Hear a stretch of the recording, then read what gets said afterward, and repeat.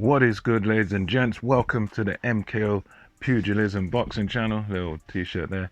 Yeah, we're talking all things boxing. Remember to like, remember to subscribe, hit the bell notification, get notified of all our latest activity, latest blog. You'll be the first to know immediately once we drop them. So, let's get into this one. So recently there's been a bit of friction over in Top Rank with Team Top Rank and one of their prized possessions, which is, of course, Teofimo Lopez. Now, as we know, Teofimo Lopez, he's got an IBF mandatory coming up. It's got George Kambosos, who is the kid based over in Australia. He came over here to England. He upset Lee Selby. He's a decent fighter, pretty good fighter, but I wouldn't really give him much chance of beating Teofimo Lopez. But anyway, recently his mandatory title shot has come up, and it went to a purse bid. So I think Matchroom proposed that they might want to bid for it and stuff. So I think they put in their bid. Top Rank, of course, who is his actual promoter, they put in their bid. And I think with Top Rank, they were looking at a bid of about $2 million or something like that, which is pretty decent payday, because this guy, Teofimo Lopez, well known amongst boxing fans. I would say outside of that, in terms of the sort of casual fans and fans who might only watch heavyweights or whatever, I'd say probably not so well known. And to the general sort of wider public, I would say he's known, but not really a massive major name. And the same with Kambosos. I think Kambosos is quite well known and quite well respected in his native Australia. So they were looking at staging a fight in Australia, according to Bob Arum.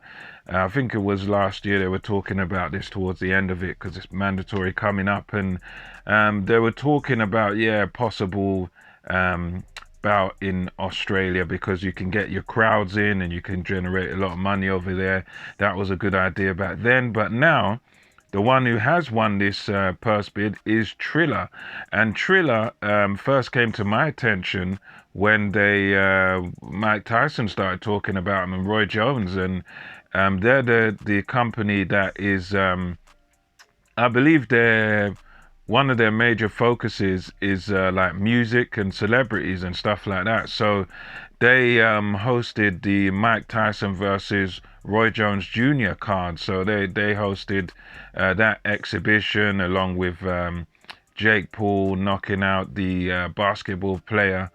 And there was a few of these sort of fights on there, and they like to host these sort of celebrity fights, YouTube influencer sort of fights. So yeah, that's kind of what I've seen of them. That, I mean, as far as like proper professional boxing, I don't think that's really their forte. But they won the bid. They won the purse bids by a landslide, by a big margin.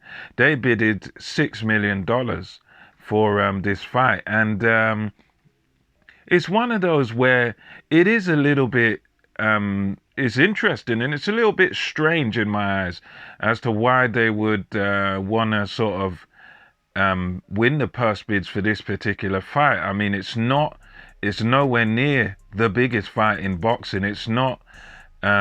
It's one of those fights where it's just a mandatory. It's not really a big fight per se, but they won the purse bids. They bid $6 million, and that was made a big smile on Teofimo Lopez's face. He said he's really happy with that deal. I guess it's going to be more money than he's ever made before, and the same for Kambosos. It's a great deal for both guys, but it's a bit of a mystery, because really, this is a fight where it's not the most sort of big fight and the most popular fight with the most popular fighters. I mean, these are not guys that are breaking big pay-per-view records and bringing in the massive numbers when they fight, and that goes for both these guys. I don't think either one of them's really the big sort of superstar type of fighter.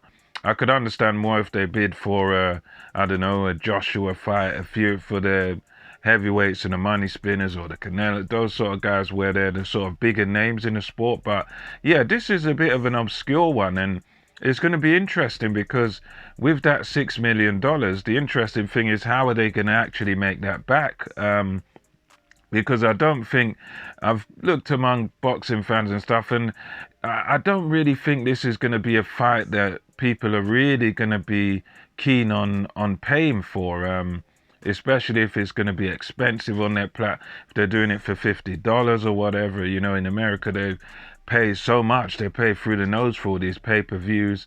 Over here, you know, we don't want to pay £25, whatever, £30, let alone $50 or whatever it's going to be. But I think for me that the only way they can really make any money back is by maybe stacking the card with a couple of these novelty acts. And I think according to Kavanagh, who runs the company Triller, you know, he was saying he's looking at putting a couple of influencers together. So I think as a show, it's gonna probably make money for them if they put these YouTube guys or these influencers, celebrities, basketball players or whatever. I think that'll bring a big audience in.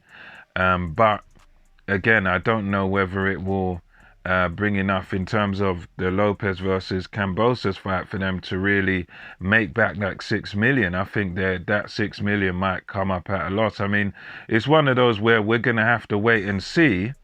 We're gonna have to wait and see, you know, what happens when they fight, how much numbers they do. We'll see. Maybe they might surprise me and they might surprise us all and do, you know, a couple 100,000 pay-per-view buys. You never know. It's one of them. But at the end of the day, I'm happy for Lopez and happy for Kambosos because they're getting their career high payday. And Bob Arum's been also obviously chiming in on it because Lopez is his client, so he's, you know, he's kind of a prized possession of his.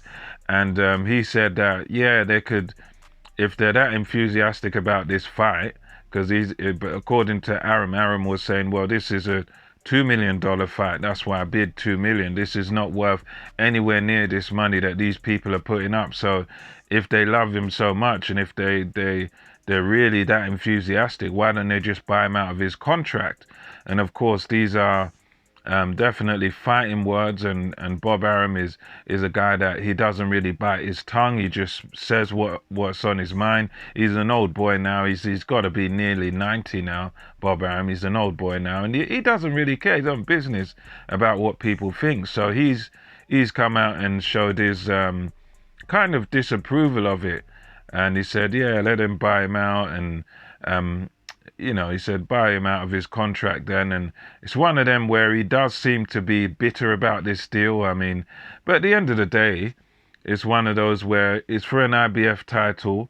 And, you know, if there's a company or a promoter who wants to outbid his promoter, which is what happened, then you can't stop it. That's how boxing works. That's what a purse bid is. That's how it works. If Matchroom would have won, they would have had it. You know, it is what it is.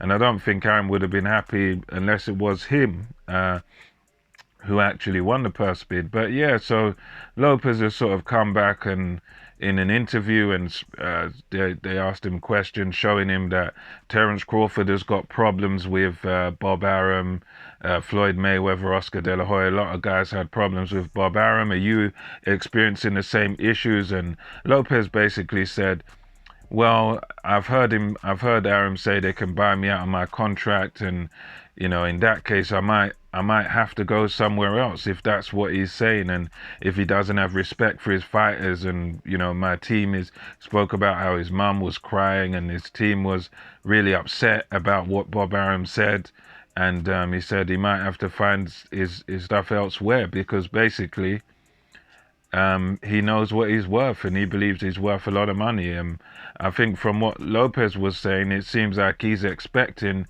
a similar sort of figure to this $6 million or whatever he's going to get paid. But Arum, on the other hand, is like, well, you don't bring in that much money.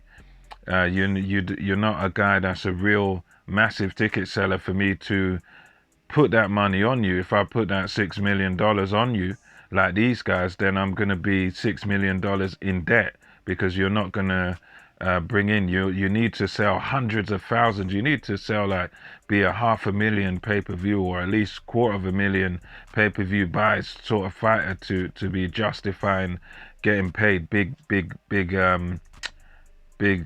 wages like that, or big purses like that, should I say. So both Aram is sort of negative about this whole situation. Lopez is happy, he gets his millions of dollars now, and yeah, you've got to be happy for him. It's a hard sport, rough sport, and yeah, congratulations to them for getting that, and Triller for getting this fight on. I reckon it is going to have probably some of these novelty acts and novelty fights, YouTubers and stuff like that to bring in some money. But I think on the Lopez Kambosos, they're probably going to be taking a hit and taking a loss, because I don't think there's enough interest, and I don't think it's a big enough fight to sort of justify that many millions of dollars. But anyway, that's my thoughts. Let me know what you think about it.